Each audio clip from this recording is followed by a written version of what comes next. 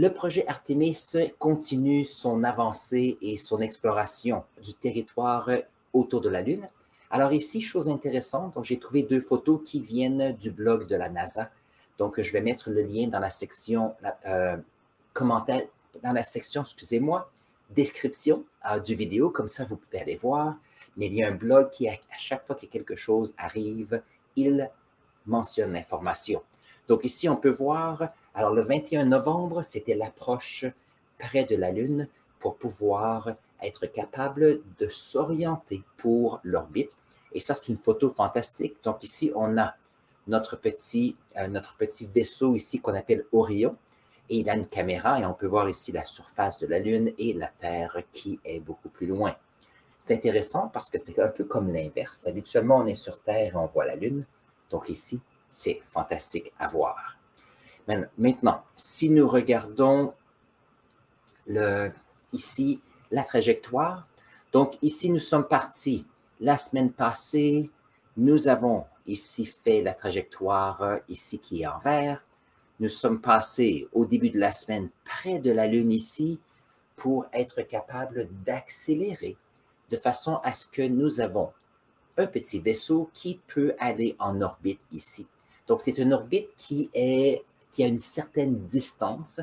La distance, elle est spécifique. C'est un endroit où on a besoin de peu de carburant pour pour pouvoir garder le vaisseau en orbite autour de la Lune.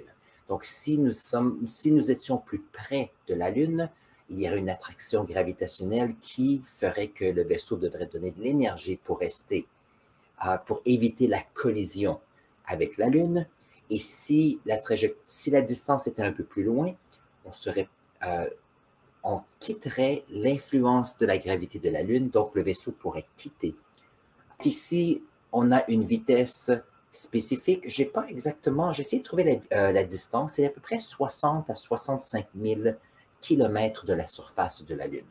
Et donc, ici, c'est passé quelques jours ou une semaine pour pouvoir prendre des mesures. Donc, la sonde est en orbite ici. Voyons voir si on peut... Alors ça ici, c'est une photo du 23 novembre. Et donc, j'ai regardé l'information hier. Notre vaisseau est en orbite autour de la Lune. Ça, c'est bien. Et puis, l'idée, c'est, on a une sonde, pas une sonde, c'est comme un vaisseau qui a à l'intérieur quelques mannequins pour un peu simuler qu'il y a des êtres vivants dans le vaisseau.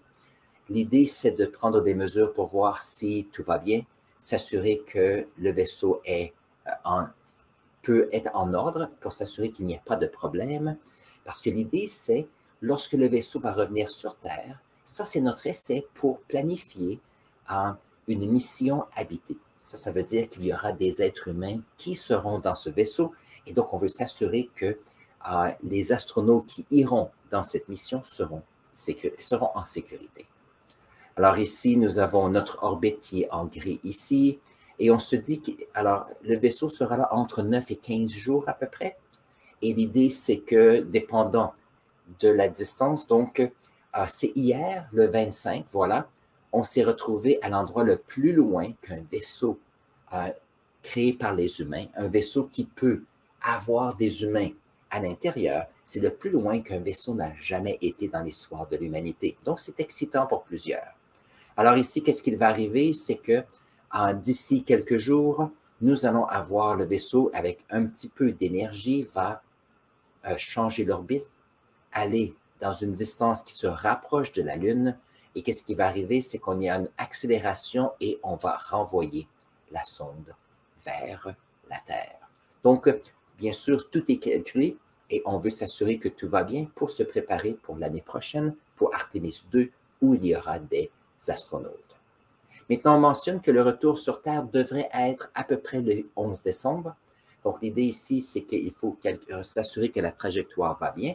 Mais lorsqu'il y aura un retour sur Terre, on veut s'assurer que le vaisseau n'entrera pas en collision avec des satellites qui sont en orbite autour de notre planète pour s'assurer que le vaisseau soit en sécurité et qu'il y ait un retour possible. Et bien sûr, l'atterrissage de cette capsule se fera dans le Pacifique, un endroit assez grand pour éviter qu'il y ait un atterrissage sur le sol. Ça maximise l'atterrissage, bien sûr. Et en même temps, on va s'assurer qu'il y a les tuiles thermiques. Lorsqu'on aura ce vaisseau qui va entrer dans l'atmosphère terrestre, on veut juste s'assurer que ça fonctionne très bien. Maintenant, j'ai mentionné ici que le vaisseau ici ira autour de la planète et il y aura une accélération. Et une des choses que les scientifiques veulent faire, c'est qu'ils veulent tester les tuiles thermiques. Donc, il y aura une vitesse qui sera assez grande ici et on se dit que la température sera très chaude parce qu'il y aura une entrée qui sera très rapide, mais on veut maximiser la température d'entrée dans l'atmosphère pour voir si il y a quelque chose qui arrive, que les personnes soient protégées. Et on mentionnait que probablement que ça serait dans le coin de entre 2 et 3 000 degrés Celsius, possiblement. Et donc, c'est la raison pourquoi on a accéléré ce vaisseau. Donc, c'est intéressant. C'est un vaisseau qui, c'est une mission qui est excitante parce que ça ouvre la porte pour la prochaine mission qui va venir dans le futur. Donc, ça, c'est l'information que j'ai sur Artemis. Et si on va voir le blog de la NASA, on a toujours des informations presque à tous les jours. Donc, ça, c'est notre sujet sur Artemis aujourd'hui.